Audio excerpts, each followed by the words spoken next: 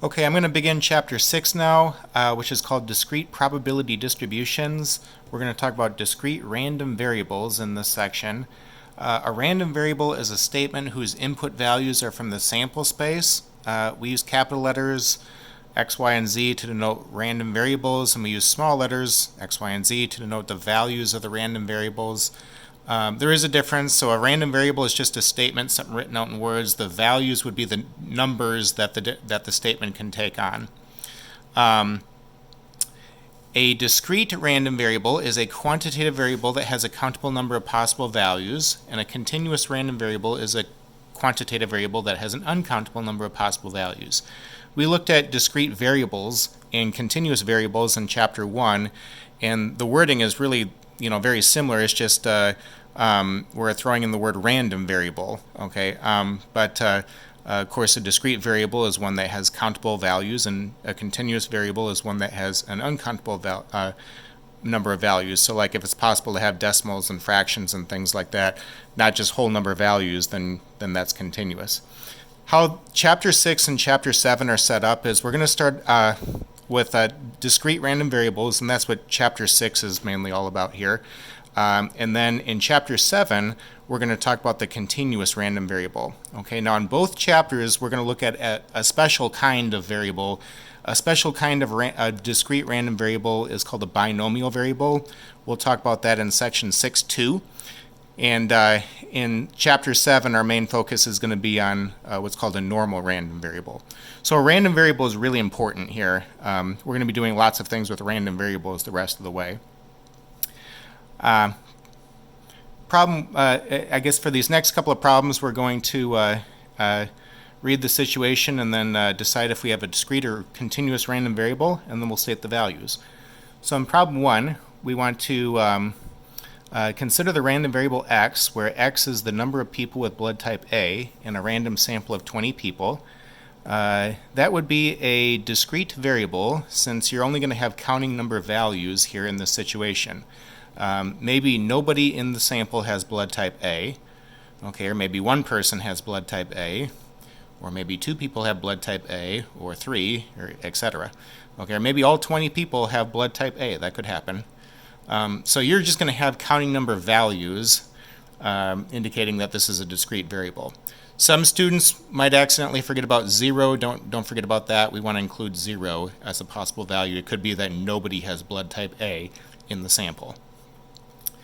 Problem 2, consider the random variable y, where y is the number of free throw attempts before the first shot is made. That would be another discrete random variable, since you're only going to have counting number of values for y. So now you have to make an attempt in order to make a shot, which means that 0 is not going to be a possible option like it was up here. Okay, so maybe you make a shot on the very first attempt, or maybe it takes 2 attempts to make the first shot, or maybe it takes 3 attempts, etc. Okay, and you're going to have some counting number value on this list here. Problem 3, consider the random variable t, where t is the time that it takes for a light bulb to burn out.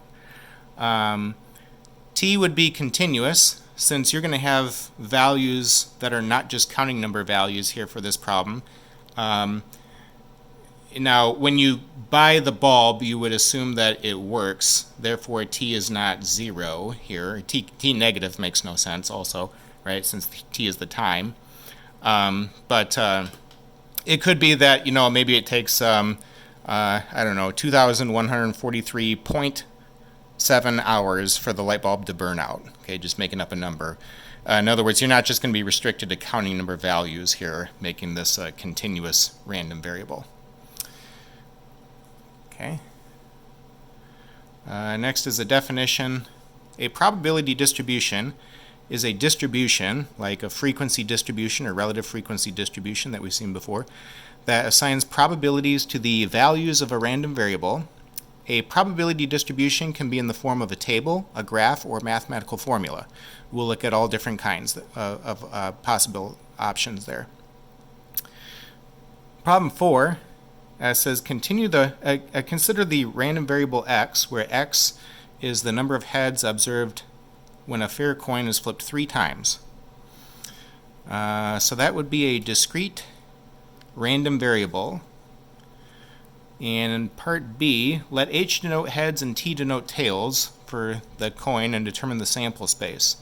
Okay, so you're going to flip a coin 3 times. Maybe all 3 flips end up being heads, or maybe one of the flips is tails and the other 2 are heads. The one tails can come either first, second, or third. So here's 3 elements representing that. Or maybe you flip 2 tails and you only have 1 heads then. The 1 heads can come either first, second, or third, so you'll have 3 more elements. Okay, or maybe all 3 of the flips end up being tails. So there's 8 possible outcomes in the sample space for when you flip a coin 3 times. Part C, state the values x for the random variable capital X. So the values are the different numbers that the statement can take on. Okay, X is the number of heads observed when we flip a coin 3 times. So maybe none of the flips are heads, okay, in which case they would all 3 be tails.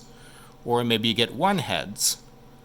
Okay, we just said the 1 heads could come either first, second, or third. Or maybe 2 of the flips are heads. Okay, the other one would be tails. The tail could come either first, second, or third. Or maybe all 3 flips end up being heads. Okay, representing this outcome here. So you're going to have just counting number values, 0, 1, 2, or 3, making this a discrete variable. Part C, construct a probability distribution for the random variable x. Okay, that was the definition up here. Now, in this problem, we're going to make a table where we're going to have the values on one side and then the probabilities on the other side. The values, we just said, are the numbers 0, 1, 2, or 3, talking about the number of heads that we would get when we flip a coin 3 times. And then here's my probability column. The heading here, I'm saying the probability that the random variable equals each one of its values is how I'd read that. Okay, so the probability that you would get 0 heads, well, there's 8 elements in the sample space, right? We want the number of things in the event over the number of things in the sample space. Out of all 8 of these elements, there's only one way that you can have no heads. That's if all 3 flips are tails. So 1/8 would be the probability of getting no heads. Next, the probability of getting 1 heads. Well, the 1 heads can come either first, second, or third, so there's 3 elements out of the 8. 3/8 would be the probability that you get 1 heads. The probability of getting 2 heads would also be 3/8, because if you get 2 heads, there's only going to be 1 tail, so the 1 tails could come either first, second, or third, so these would be the 3 elements that you're talking about there out of the 8. And then lastly, the probability of getting all 3 heads would be 1/8. There's only one way that that can happen out of the 8 listed. Okay, now, so this table would be my answer. That would be my probability distribution for the random variable x. The probability rules have to be satisfied in a probability distribution. Remember these 2 rules for probability. And anytime you find a probability, it must be a number in between 0 and 1. Inclusive means that you're including the possible outcomes of 0 or 1. Okay, so you could have a probability of 0 or you could have a probability of 1. That could happen.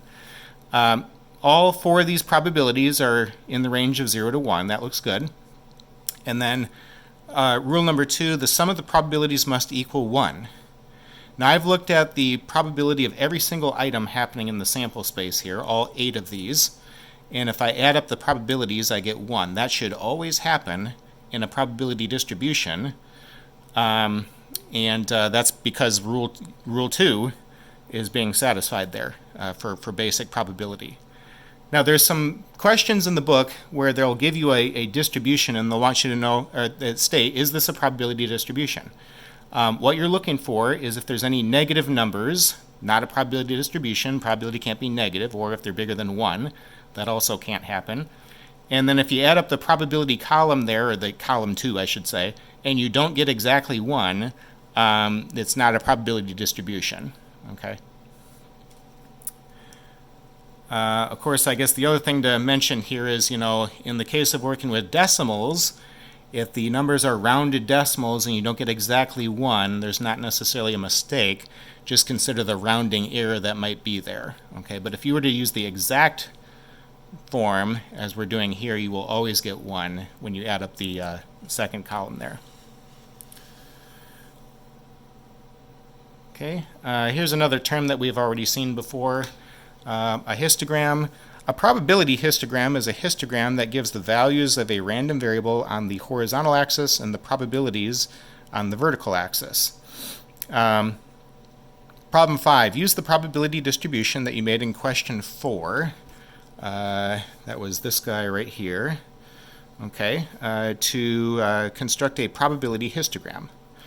So you're going to want the values going on the horizontal axis. The values are the numbers 0, 1, 2, or 3, talking about the number of heads that you would get when you flip a coin 3 times.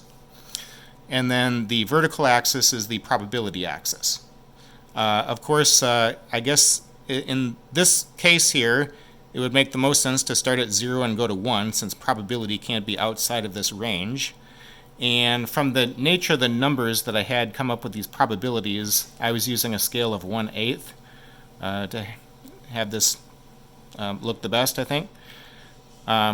So my axes are both labeled, my number lines are good, and of course you want to make sure that you're paying attention to the labels there, just as before when we were doing things with histograms.